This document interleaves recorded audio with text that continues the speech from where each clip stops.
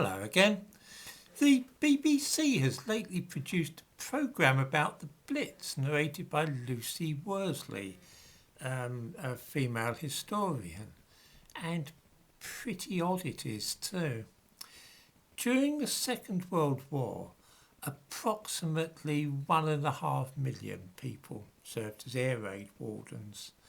I'm sure some viewers will remember Mr. Hodges from Dad's Army. He was a typical example of an air raid warden. In Worsley's documentary, actors play the part of typical people connected with the Blitz. For example, there's an air raid warden, a nurse, a rescue worker and so on. There are half a dozen characters in total, and all the actors read out actual words written by the characters whom they are portraying to give a realistic view of the Blitz from the point of view of various historical characters, people who are actually there. The idea is that it will give a realistic picture of the bombing of Britain by the German Air Force between 1940 and 1944. The air raid warden in the programme may be seen in the thumbnail to this video. He is, of course, black. In fact, there was one black air raid warden out of the 1.5 million people, and he has been turned into a major character. He's been chosen as though he is typical of air raid wardens. There's a reason for this. It's to promote the idea that black people have always played an important role in the life of the nation. Already we know that this programme is going to be used by schools to teach about the Second World War, and it will reinforce the ludicrous idea that Britain has always been a multicultural society.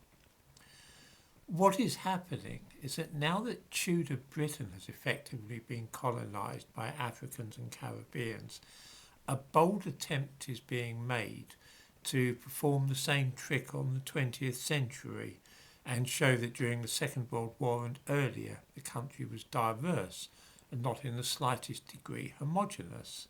In other words, though, to make liars of those who remember when Britain really was a homogeneous society.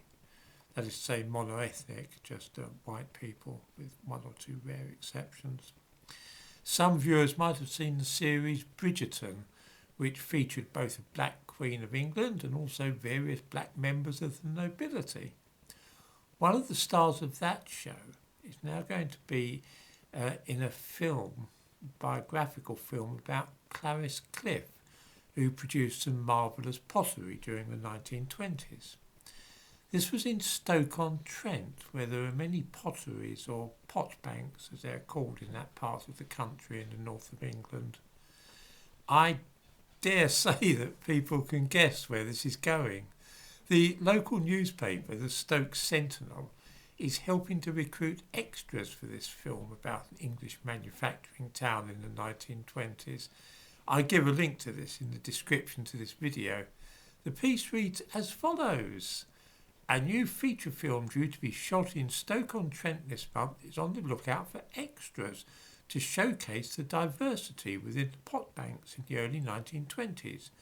They are particularly keen to recruit extras who must be aged over 16 from black and Asian communities. I need hardly add that until Pakistanis began moving into the area in the 1960s, the town was 100% white. Try googling old photographs of Stoke-on-Trent and see if you can spot a single black or Asian person before 1960. This is just another example of inserting visible minorities into the historical record and hoping that no one will notice what they're up to.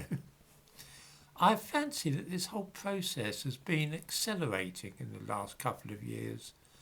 The good Lord alone knows what British history will look like by the time these characters have finished with it.